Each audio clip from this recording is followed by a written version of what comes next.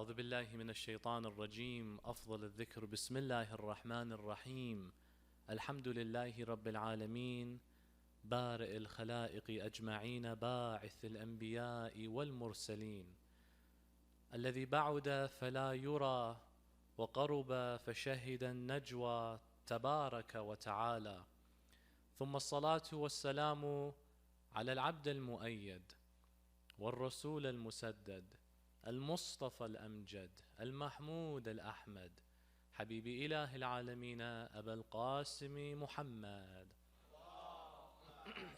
اللهم صل وأهل بيته الطيبين الطاهرين المعصومين المنتجبين الذين أذهب الله عنهم الرجس وطهرهم تطهيرا سيما بقية الله في الأراضين أرواحنا لتراب مقدمه الفداء صلى الله عليك يا رسول الله صلى الله عليك يا مولاي يا أبا عبد الله يا رحمة الله الواسعة ويا باب نجاة الأمة ما خاب من تمسك بكم وأمن من لجأ إليكم يا ليتنا كنا معكم سادتي فنفوز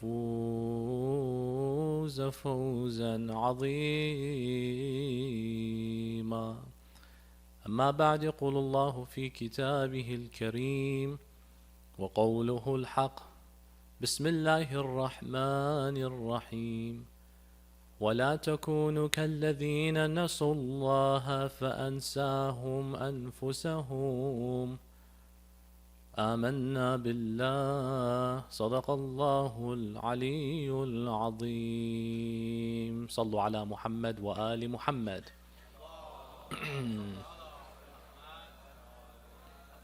I second to bless this gathering and majlis with a loud salawat.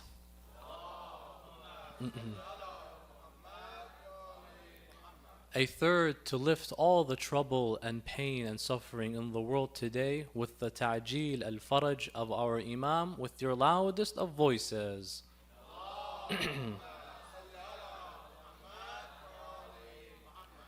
Ashab al-Samaha, my dear respected brothers and sisters, my mothers and fathers, Assalamu alaikum wa rahmatullahi wa barakatuh. Is it wajib to boycott certain harmful businesses? This is a very popular question in light of the very recent troubling geopolitical events we witness in the last 2 or 3 years. Many have discovered that their local bakery, their local companies, mainstream global companies on an international level might have a hand in contributing to oppression, injustice, apartheid.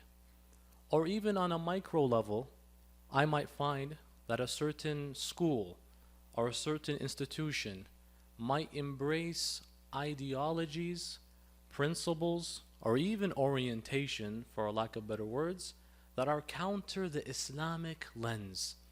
I, as a Muslim, am I allowed to continue supporting or buying or contributing or even being involved in the produce and the manufacturing of a company that may not all together be blatantly in their values and policies contributing to the oppression that we notice in the world today, but perhaps an element of it is?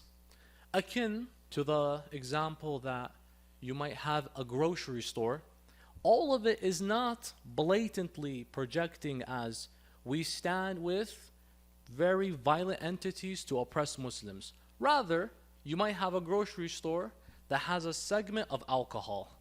Am I allowed to work there knowing that my money can come from the business part of that money came from the sales of a haram product. Is that allowed or no on an Islamic legal jurisprudential level? Furthermore, 4 years ago, one of the greatest of maraji', in line with the ijma' of all the other maraji', you don't need a fatwa for the obvious, but at times it helps to see the clarity.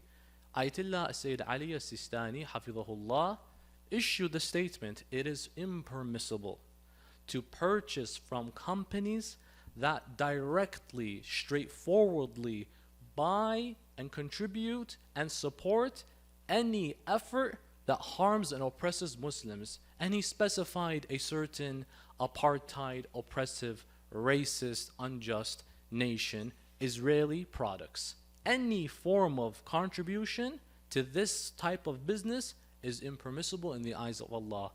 If it directly, in a clear way, and he's very careful with the sentencing, that has a ta'thir mu'akkadah, its effects are quite obvious. In this world today, I can't escape the fact that I, without knowing or involuntarily, in some way or the other, having my efforts go to places that I don't like. Even a bank savings account. What is a bank?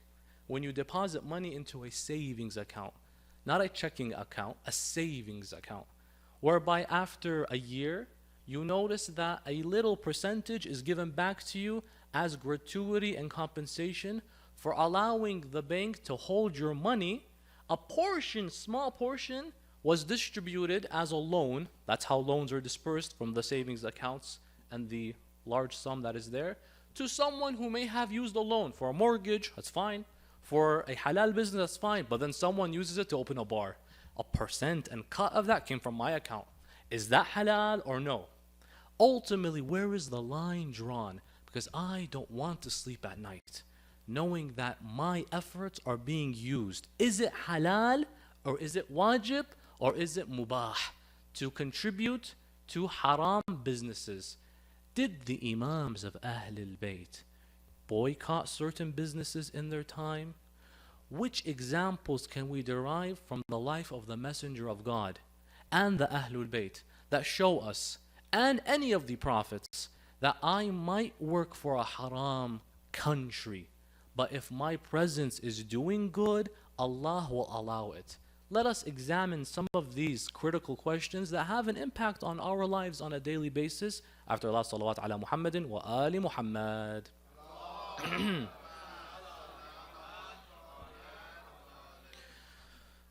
There was a man by the name of Safwan al-Jammal. Have you read Ziyarat Warith? Assalamu alayka ya waritha Adam safwatillah. Peace be upon the inheritor of Adam, Noah, all of these beautiful anbiya regarding to Imam al-Hussein. Safwan al-Jammal narrates this hadith. So he's a very upright Sahabi companion of Al-Imam Musa ibn Ja'far al-Kadhim alayhi salam. Safwan al-Jammal, Al-Imam Musa al-Kadhim confronts him one day. He says, Safwan, everything in you is khair. Everything, imagine the Imam says that about you. Everything about you is beautiful and goodness. Except one thing. I will be distraught. Sayyidi wa Mawlai. You just said everything is good. What's that one thing? Imam al-Kadhim said, I don't like that you use your business to support the Khalifa, Harun al-Abbasi. Safwan al-Jammal, from his name you understand his profession. Al-Jammal, camel. He was basically like, do you guys know the chauffeur? If you have a bunch of cars and you have a business, that these people will take your cars and park it. Or he was more than that, like a leasing company. He had over tens of thousands of camels to his name. A camel back then is like a Ferrari today. Expensive, valuable. Imagine having 10,000 Ferraris. Imagine that, right? He would rent them for you. He would lease them to you. And so he was so successful that the Khalifa would use his businesses because he has a lot. He would inherit them from his family perhaps until one day he owned the entire business. Harun al-Abbasi, the Khalifa that ultimately imprisoned Imam al-Kadhim and led to his poisoning and killing and hurt many of the followers of Ahlul Bayt, would use the services of Safwan al-Jammal. Al-Imam al-Kadhim highlights this about him. His كُلُّ مَا فِيكَ خَيْرٌ. Except one thing. He's like, what? That you use your businesses to serve Harun. Safwan begins to defend himself. Sayyidi wa Mawlai, I only rented the camels for him. I leased them so that he can do Hajj. So do you see the excuse? I only lent him my camels because he says, I'm going to come from Baghdad, the capital, to Mecca. Safwan, give us, let's say, 800 camels, me and my caravan. So he's just doing Hajj. The problem is, imagine if like a big tyrant, you can think of many in your mind right now, says, give me your services, I'd like to go to ziyarah. No, you're not going to ziyarah, not with this type of history of yours. He says, Al-Imam al-Kadhim, and I have a question for you. Oh, he's going to Hajj using your services. Do you wish and hope that Harun stays alive with all the killing he's done, the imprisonment, the persecution against the Shia and the lovers of Ahlul Bayt? Do you wish he could stay alive so that he pays you if he hasn't paid you yet? Safwan says, to be honest, yeah. I would hope he doesn't die before paying me. So in my heart, I wish he doesn't die. Now imagine I provide services to a horrible individual. Technically, my paycheck comes from this guy. So I actually would not want this horrible individual to leave. You just said, give me my money, then go. Tawakkal ala Allah and die. He's like, no, I actually hope he stays alive. Ma'annahu, considering that he's oppressed you, ya Ibn Rasulullah. He's taken your rights. Safwan says, I now understand.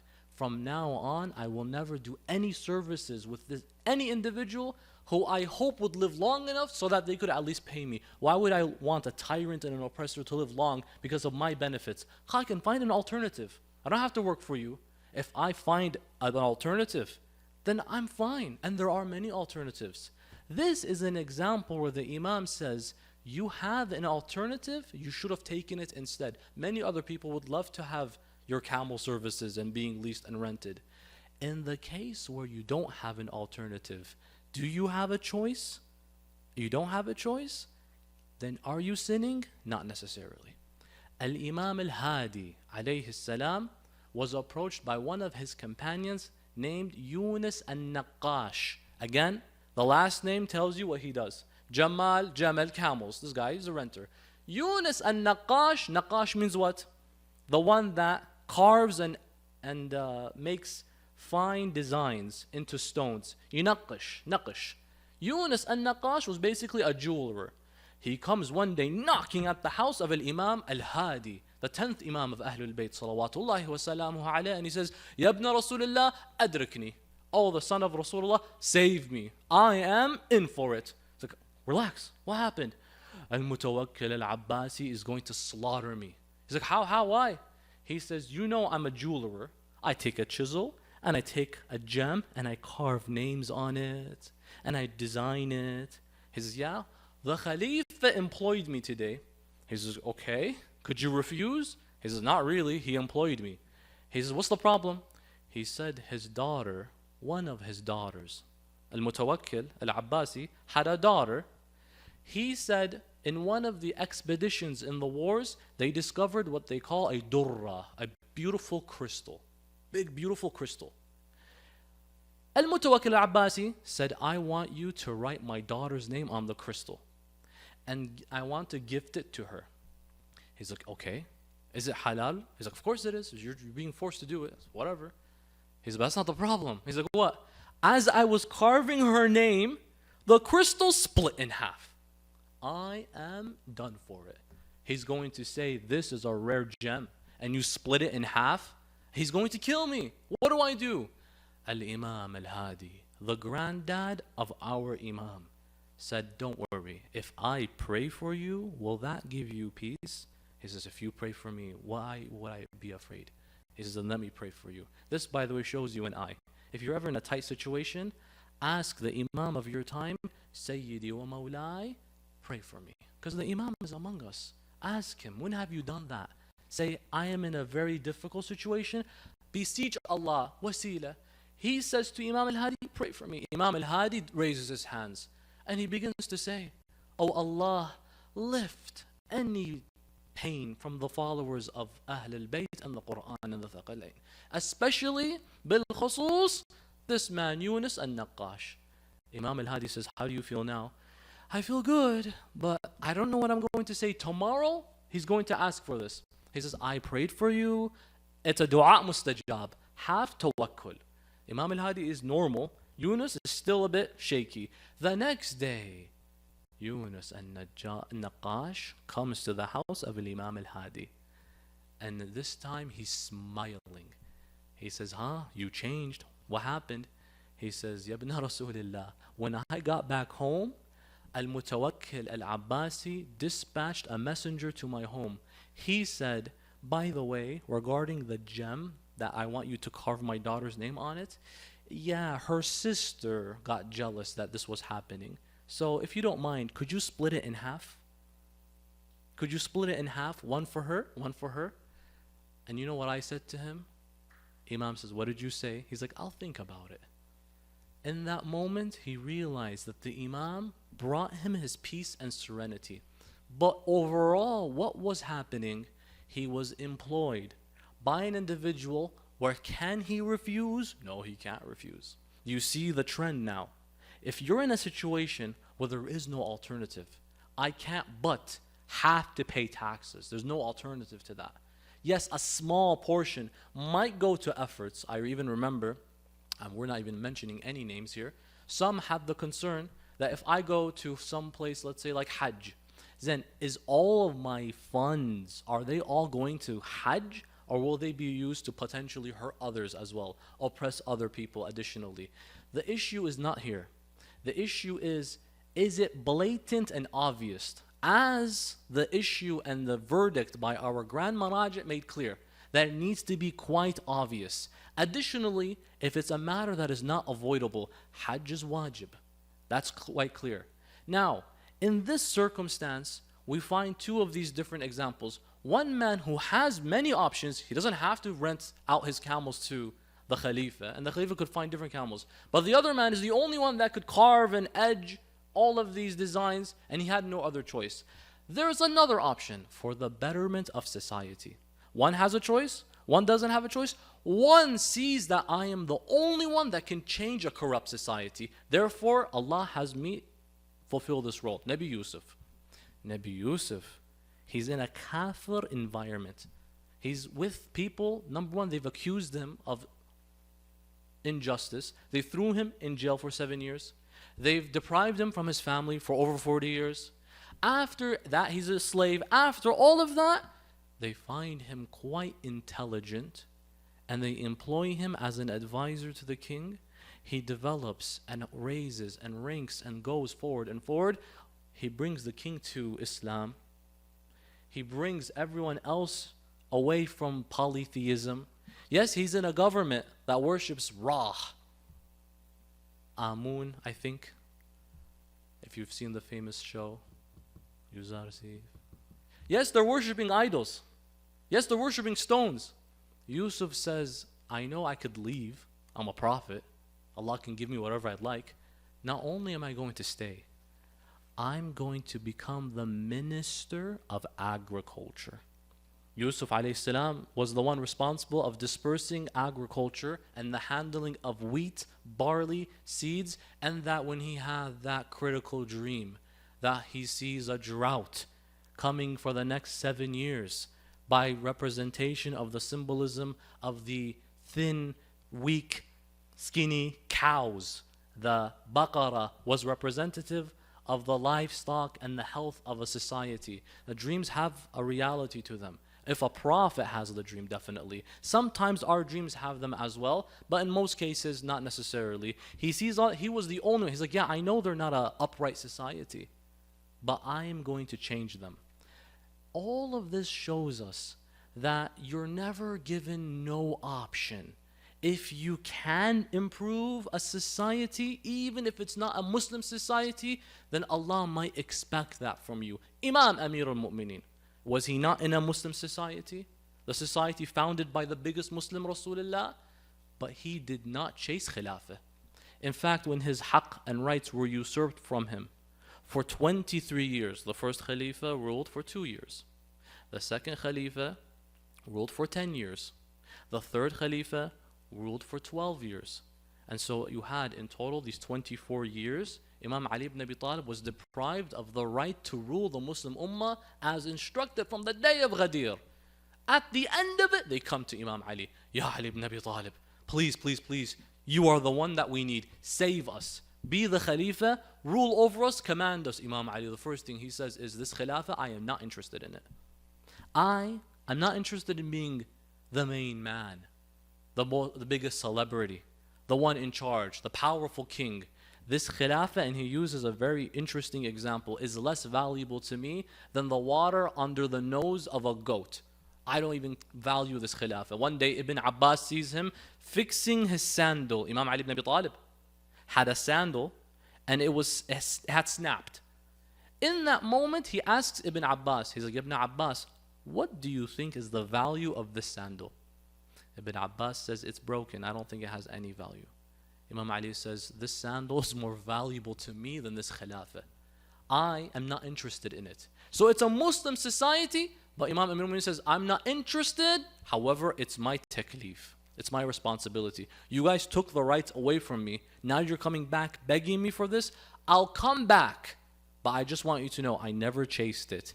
It chased me.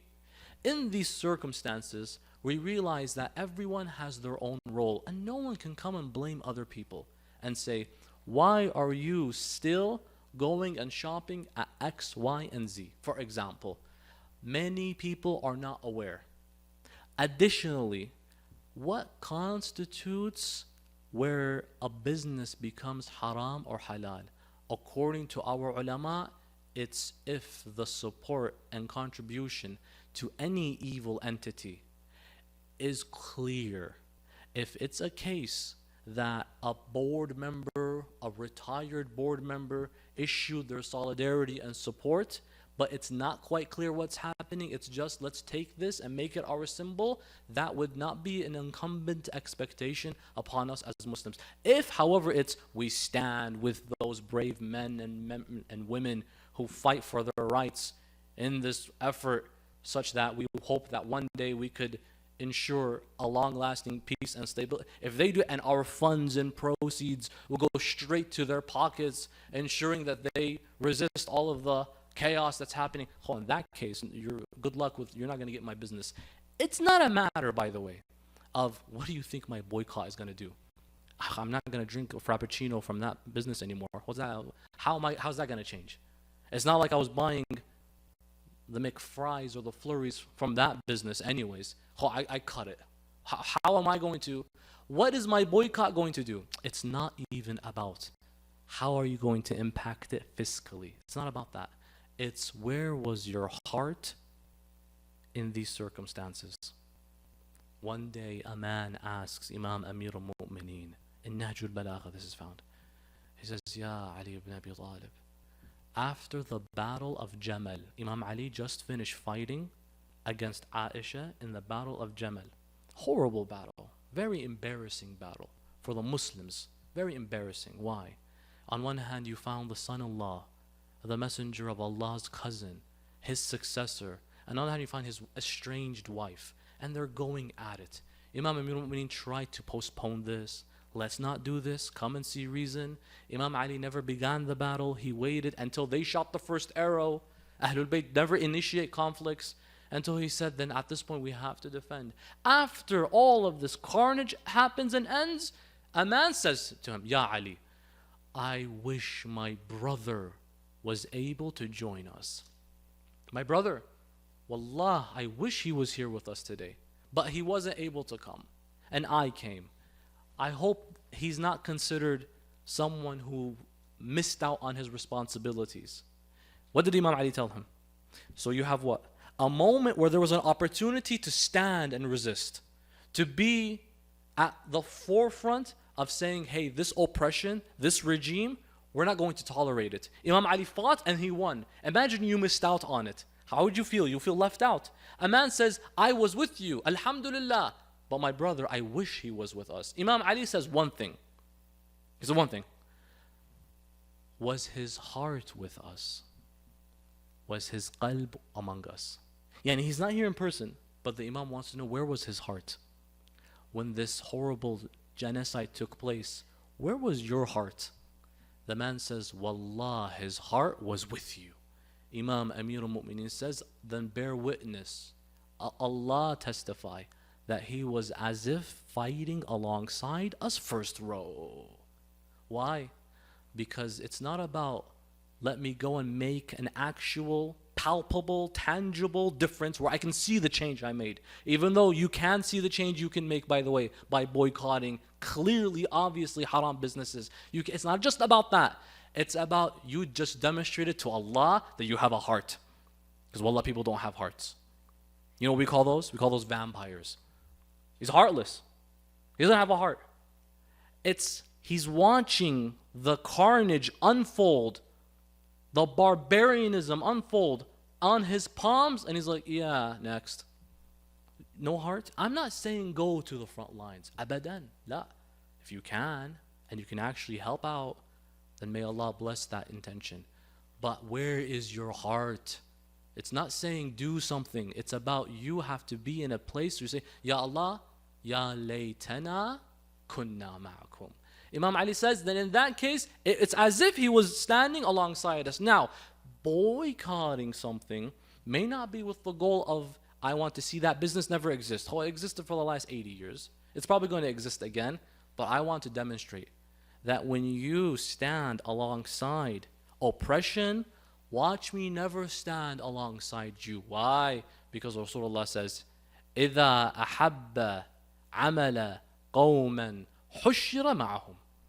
If you love, anyone who loves the actions of certain people, you will be resurrected with them on Yawm al-Qiyamah. Inshallah, they help you. I need to at least show that I don't love their actions. So what do I need to do? The 3-step process. Rasulullah says, if you see any oppression in front of you, what's the first thing you do? Amar bil ma'ruf, nahi anil munkar. I actually can't do that. I'm watching from miles away. I can see it happening in front of me. If I intervene, I will either be in very difficult circumstances. I won't make it. I have responsibilities. If I can't change it with my hand, Rasulullah says, any form of injustice, change it with your hands. If I can't do that, change it with your tongues. Speak. Use your voice. Now, I know it's also uncomfortable to speak out. And don't tell anyone else, why haven't you spoken out? You don't know their life. You don't know their family situation. You don't know their business situation. You don't know the fact that they barely have their legal status, and any observation will get them sent away. More difficulty, although if they're willing to sacrifice that, then that's honorable. But at the same time, we can't superimpose expectations. You don't tell others, why don't you do? Until you're living comfortably where you can speak out comfortably. But a person who can't, don't judge. There's a brother, a friend of mine. He was applying after we finished our masters. I have to show you that I have a master's. After we finished graduate school, he applied for a PhD at a university that is very well known. I won't mention where. He applied to this university and he's going to get in. I know he's going to get in. He's cut out. He's very good. He's smart. He has everything going for him. He just needs one thing. What? A letter of recommendation. The problem is, my friend attended a protest and stood in proud and said, I won't tolerate hayhat min al-dhillah. And he spoke out. That heartless professor who taught him, who was completely with him throughout the process, who guided him through his dissertation, said, I don't find myself inclined to support you based on your recent behavior. You and I don't share the same values. I will not write you a letter of recommendation. Now, in his circumstance, he still turned around and said, well, guess what? I never wanted a letter of recommendation from someone like you. You think I would be proud that you, who sees me standing with the oppressed, is something that doesn't align with your values? Thank you for demonstrating to me that you were never someone I should have ever respected. Thank you. I never wanted your letter of recommendation. Now, other individuals might say, La Sayyid, in my life, I struggled for this moment. Then that's fine. You don't need to speak out, but at least have your heart in the right place.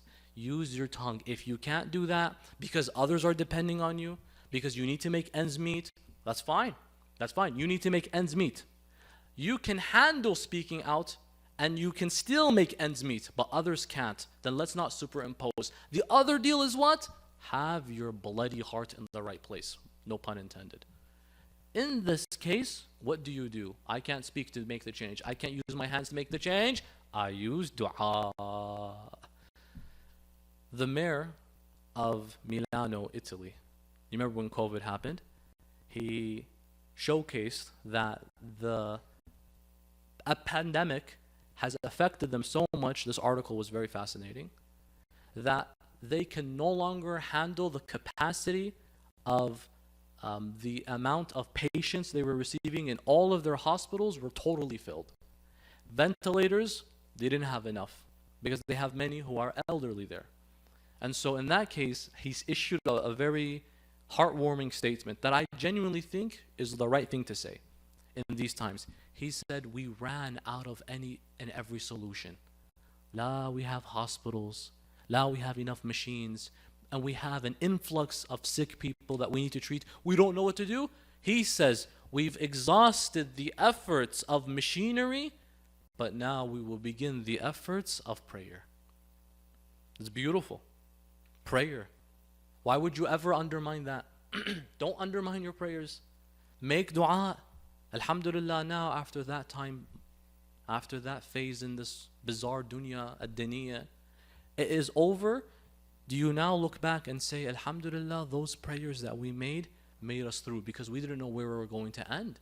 We didn't know if the world would stay shut down for the next 40 years. The dua helped us. Ya man ismuhu dawa, wa dhikruhu shifa, wa ta'atuhu ghina, irham min ra'su malihi al-raja, wa silahuhu al-buka. These are ad'iyat and prayers we need to utilize. Change the oppression with dua. Allah will answer. Allah will answer your dua, inshallah ta'ala, if it's with a sincere, genuine heart. It has to be with ikhlas. You can't just ask Allah for something, make this happen when Allah has been asking you for salah, and you expect Him to give you what you want, when you've been ignoring what He wants from you. Before you make any dua to get anything done and accomplished, always begin by saying, Astaghfirullah Rabbi wa atubu ilayh. Why? Clean that file. It's like, here, can you process this file for me, Ya Allah, and make this happen? Yeah, that's dirty. I'm not touching it. Clean it. Say astaghfirullah. Then say as-salawat ala Muhammadin wa ali Muhammad.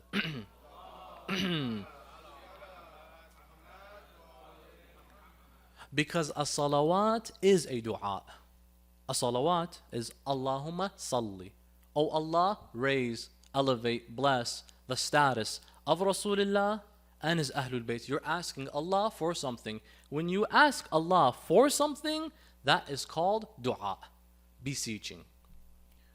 When you secretly, personally, intimately, privately ask Allah for something, that is called munajat. Have you heard of the munajat al-Sha'baniyah or munajat Amir al-Mu'mineen? مولاي يا مولاي أنت المولى وأنا العبد وهل يرحم العبد إلا المولى أنت الغني وأنا الفقير. These are whispered prayers. Munajat are more critical. Why? Because you're not really pouring your heart as such. You're asking in the most soft way ever. And you're saying, I know it's in your hands. I'm not even going to beg you at this point because I have that much tawakkul ala Allah. If you do istighfar, then salawat, then ask for your haja. This is the method. Ask for your haja, then end it with salawat. Why? Because salawat is always going to be accepted. Dua mustajab. Then ask for your haja, maybe it'll be mustajab.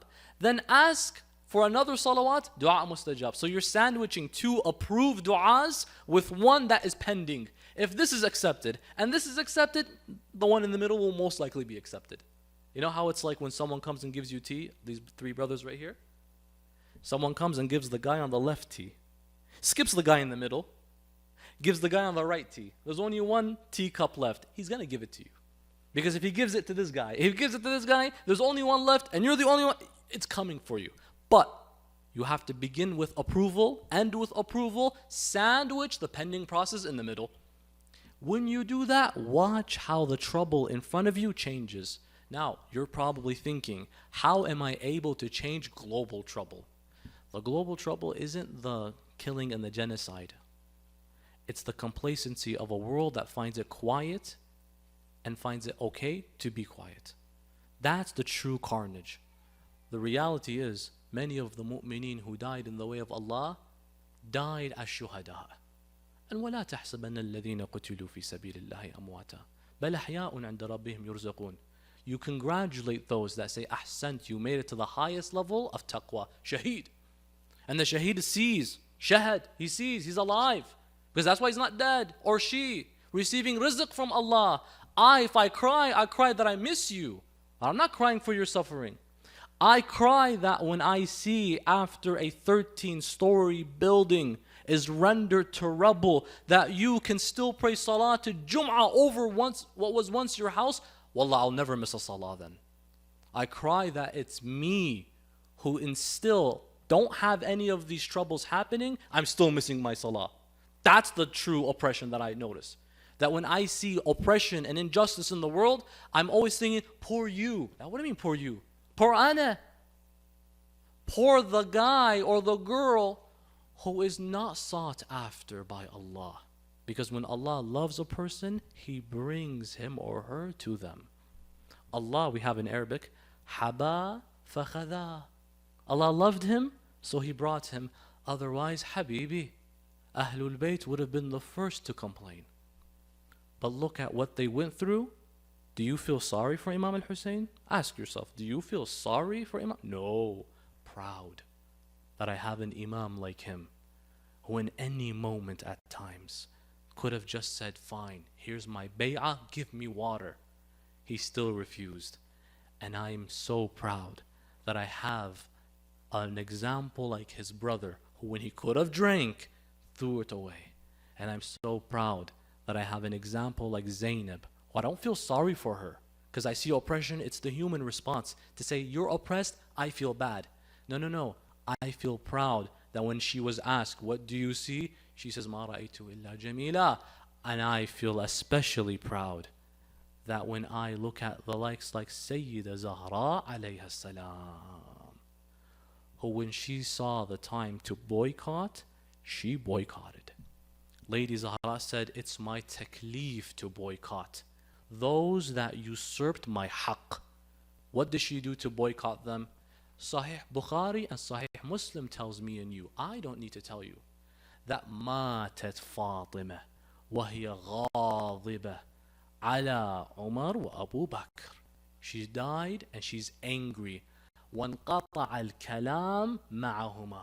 And she did no longer speak with them. She boycotted them. وَلَمْ تَأْذَنْ لَهُمَا لِزِيَارَتِهَا بَعْدَ مَمَاتِهَا. And she refused that they would attend her funerals. I am not saying this as pejoratives or lower jabs. Hey, we got you, oh non-Shia.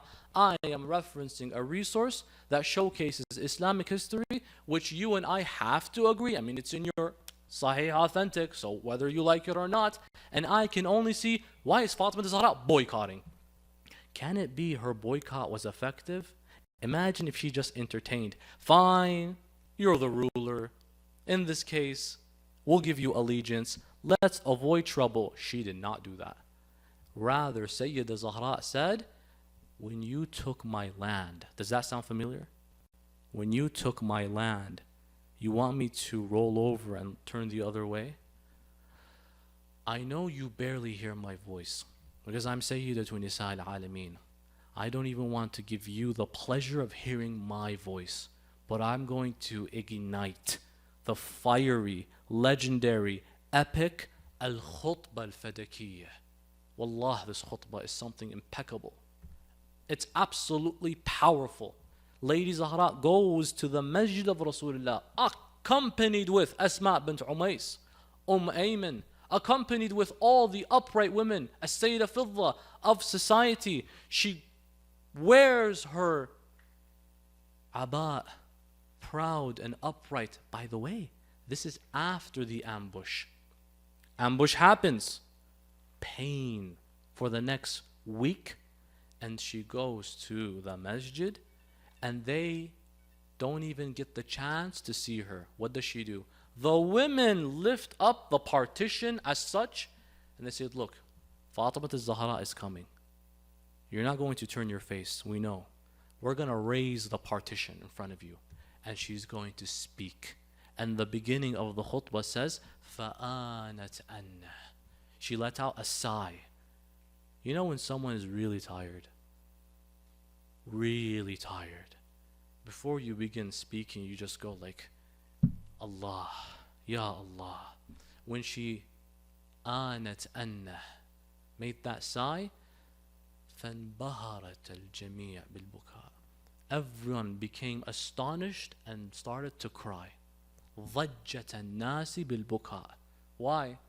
When Sayyidah Zahra shows you that she's hurt, you can't but feel like Rasulullah is hurt. Why? Because Fatima, روحي التي بين جنبي. She's my soul that's between my forehead. Rasulullah is hurt right now. And they live their whole life seeing Rasul. And they know what she just went through. By the way, we mentioned this.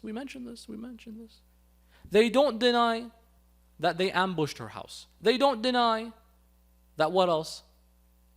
That they confiscated her property. They don't deny that they threatened to burn her house. They don't deny, because it's in their material as well, that they made her angry. They don't deny that she boycotted them. Because here a boycott is wajib. Because if I don't boycott, you will all think it's halal to accept and embrace them. Right here, no, I have to take a stance. Right here, I can't do it anymore. They don't deny it, they just deny that she was killed by them. That's okay, that's fine. Deny that. How do you accept the rest and deny this one moment here? She makes that sigh and she begins to speak. If you read Al-Khutbah Al-Fadakiyah, read it. It's like 8 pages.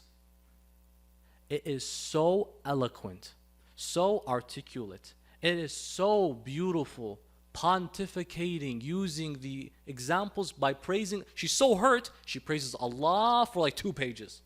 Praising Allah. Then she says, do you guys know the fact that if it wasn't for my dad, Rasulullah, you would be herds of sheep eating grass unclothed. It's through my father, Rasulullah, that he revived you through a renaissance of ilm and taqwa. If it wasn't for him, you would be burying babies alive until today. That's my father, Rasulullah. Then she brings Imam Amir al-Mu'mineen. And how dare you think you can stand where he should be standing right now? My husband, it's not just her husband, that's my Imam. That's my Imam. Ali ibn Abi Talib is the Imam of my time. I worship Allah through him. And she begins to talk about the haqq and the fadl of Imam Ali ibn Abi Talib to them. First Allah, then Rasulullah, then Imam Ali. Then she says, I'll talk to you about how mad I am about you. Is it from the justice of Allah that you inherit from your dad, but I can't inherit from my dad? Because the claim is that the Prophet, you say, he mentioned to you that we Anbiya cannot leave behind waratha irth, inheritance. She says, do you think that you can inherit from your dad, but I can't inherit from mine? The fact is, it's not even inheritance, it's a gift. It's a gift. Okay, even if I'm going to use your argument, I'll meet you halfway. No, I'll meet you all the way. I still will prove you wrong. وَوَرَثَ سُلَيْمَانَ دَاوُودَ. But the problem is you don't read the Quran. Ouch. The thing is, let me be like Lady Zahra, who if she says that claim, you don't read the Quran, that doesn't apply to me. Let me read the Quran then. وَوَرَثَ سُلَيْمَانَ دَاوُودَ. Sulaiman inherited from his dad, David. Is that not enough? How about, but the thing is, you know Sayyidah Zahra is so smart, of course. She says, عَلَى أَنَّ الْعِلْمَ لَا يُورَث. With keeping in mind, knowledge cannot be inherited. Because what was going to be said? Sulaiman inherited from Dawood his ilm. Because the next ayah says, عُلِّمْنَا مَنْطِقَ الطَّيْرِ يَا أَيُّهَا النَّاسِ عُلِّمْنَا مَنْطِقَ الطَّيْرِ. O people, Sulaiman says, I have learned how to speak the language of the birds. Sulaiman didn't learn this because dad dies, his brain, his knowledge transfers, processes into my brain. Allah made me a Nabi. It's not my dad dies and then whatever was in his head comes to mine. That is from Allah. She says, and with the knowledge that you can't inherit ilm. Because they were about to give that response. They didn't know what to say. So, but forget that. Have you not read the ayah when Allah says, when Nabi Zakaria asks Allah, give me a son. يَرِثُنِي وَيَرِثُ مِنْ آلِ يَعْقُوب, who can inherit from me and inherit from the family of Ya'qub.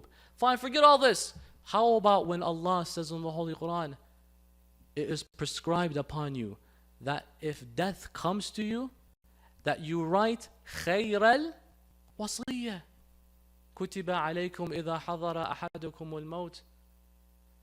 It was prescribed upon you that if death comes upon you, and يكتب خير الوصية. That Rasulullah, this is lovely. Rasulullah is teaching others, write a wasiyah, but he doesn't follow his own advice. You insult my dad when you say that I can't inherit from my dad, even though it was inheritance. All of that, they begin to cry. She leaves them. She goes back to her home and she says to her husband, Amir al-Mu'mineen, I never want to see them at all. A boycott ila yawm al-qiyamah. Fatima bad'atun minni, Rasulullah said. Man adhaha faqad adhani. وَمَنْ آذَانِ فَقَدْ آذَى اللَّهِ. She died angry with adha and adhiya, raging her heart. The adha of Fatima Zahra is synchronized with the adha of Allah. And if she died that way, that adha will be transcendental until the day of judgment. Such that Lady Zahra says to As-Sayyida Asma bint Umays, Ya Asma, I think my time is coming near. They oppressed me. They usurped my rights. Asma, they didn't even let me cry for Rasulullah. Ali ibn Abi Talib built Sayyidah Zahra Baytul Ahzan, the house of sorrow. Why? Could you believe this? Believe this. They came to Imam Ali and said, Ya Ali, Fatima's crying is annoying us. He says she is crying for Rasulullah. And if you had any shame in your heart, you would also cry as such. He says, Ya Ali, because Imam Ali and Fatima Zahra's home was one wall from Masjid Rasulullah, where they would always congregate. And so they would hear the crying of Sayyidatina Zahra, Sayyidatina al-Alameen. Ali, do something about this. We can't tolerate this. Imam Ali goes and builds her a house outside Medina. You and I will go do azaa over there. When they go one of the days, they find that they also chopped down and burnt down that house. Because they're used to burning down houses. Sayyidah Zahra says to Asma, they didn't even let me mourn Rasulullah. Asma, wallah, let it be known that I am never satisfied with this ummah that found it normal to force themselves into my own home, to take my husband in this way, like they take their sheep and force it left and center and right. But Asma, I have one request. I feel my time is near, so I'm going to retreat to the room. I will read the Quran. Allah, Allah. If you don't hear my voice, check on me. Then that means I have returned to Allah. But before anything, if Al-Hassan and Hussein come home, don't tell them what happened to their mom before they have eaten. Because I fear that if they hear what happens, I fear they won't eat. Look how she still cares about her children. Sayyidah Zahra alayha salam returns back to her room, beginning to recite the Quran al-Kareem, beginning to say Bismillah wa billah wa la hawla wa la quwwata illa billah. As she reads the Holy Quran, As-Sayyida Asma bint Umays checks on her from time to time. When she goes to look, she finds Lady Zahra laying down reading from the Kitab of Allah. As Sayyida Asma bint Umays returns back, she can no longer hear the words of Fatima az-Zahra. She goes to check on her, and she finds Lady Zahra no longer speaking and silent. And then she says, Sayyidati, بأبلغي سلامي إلى رسول الله. Oh my lady, send your salams and my salams to your father Rasulullah. That moment Hassan and Hussein come to the home. Asma bint Umays says, oh my beloved sons, why don't you go and eat? Hassan says, oh Asma, have you ever seen us eat without our mother? She said to them that your mother is asleep, for sleep is similar to death. Imam al-Hussein says, oh Asma, this is not the time for our mother to sleep. She would be reading the Quran at this time. How much do you read the Quran of Lady Zahra? As the young Imam Hassan and Hussein, 6 and 7 years old, they run to the room to go and see their mother laying down. Both of them begin to cry and call out, Umma kallimini, mother, speak to me. They then rush to the masjid of Rasulullah. Salman al-Muhammadi sees them running. He says, Habibay, my beloveds, why do you run and cry? They said, Ajaban ya Salman, lam tantabaq as-sama' ala al-ard, laqad matat ummuna Fatima. Salman, how strange it is that the heavens has not collapsed on the earth. Our mother Fatima has just passed. They get to the masjid, they find Imam Amir al-Mu'mineen. They tell him what happened. Imam Ali ibn Abi Talib was standing. He falls straight down flat. This warrior who none could fight him, none could best him, only falls once in his life. That's when he hears the news of Lady Zahra passing. As Imam Amir al-Mu'mineen then takes his beloved wife, he begins to wash the beloved body of Lady Zahra. Sayyida Asma says, she narrates this, that I saw my Mawla Amir al-Mu'mineen. As he is washing her body, he then retreats back to the corner of the room. As he lays down, he puts his hands over his knees and his head down and cry. She says, Mawlai, al-mawtu lakum aada, wa karamatukum min Allah al-shahada. This is normal to you, Ahlul Bayt. He says, Asma, don't blame me. As I was brushing the water over her, I felt her ribs broken. She didn't tell me about this so that she doesn't disturb me.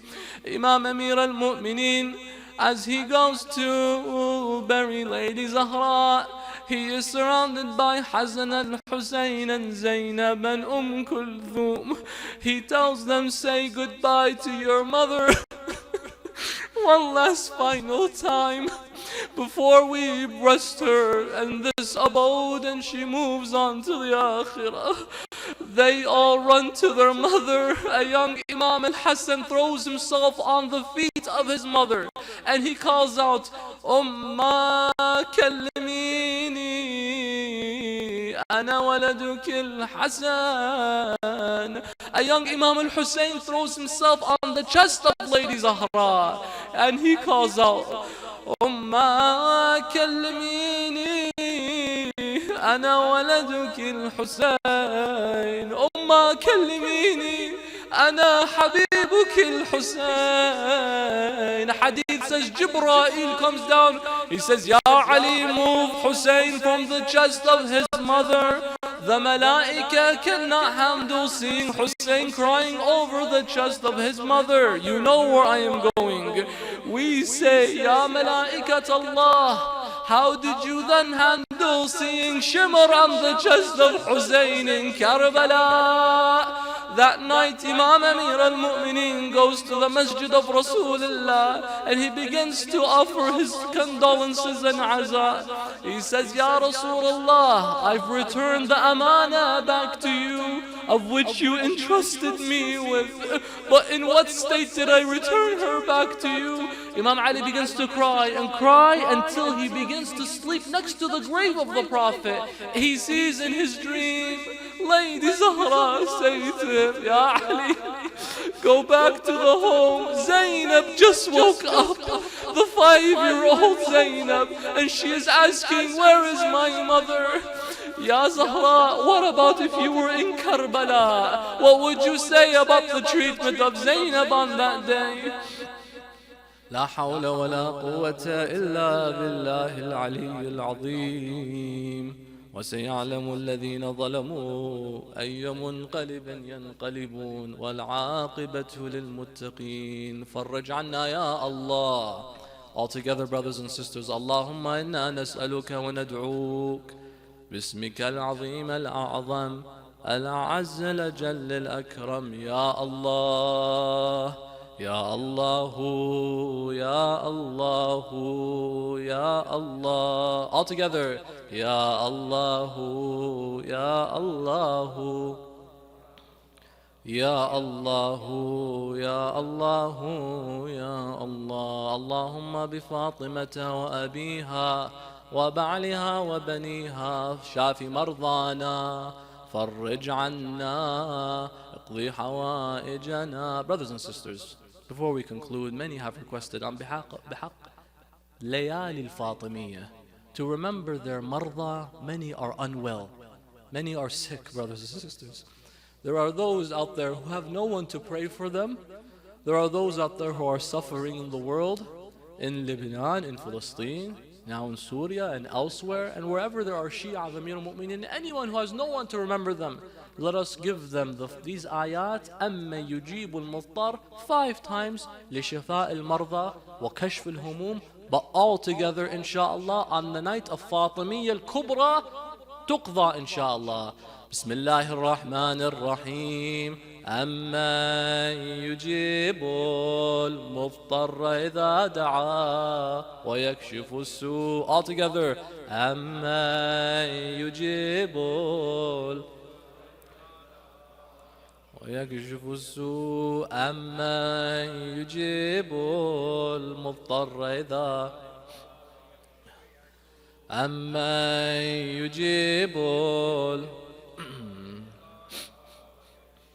أما يجيب المضطر إذا دعاه ويكشف السوء. اللهم اكشف السوء والبلاء عنا يا الله.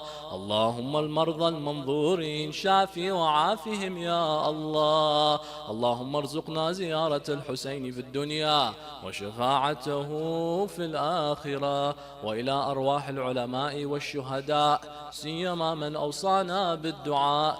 رحم الله من قرأ سورة المباركة الفاتحة. But before it, the loudest of your salawat.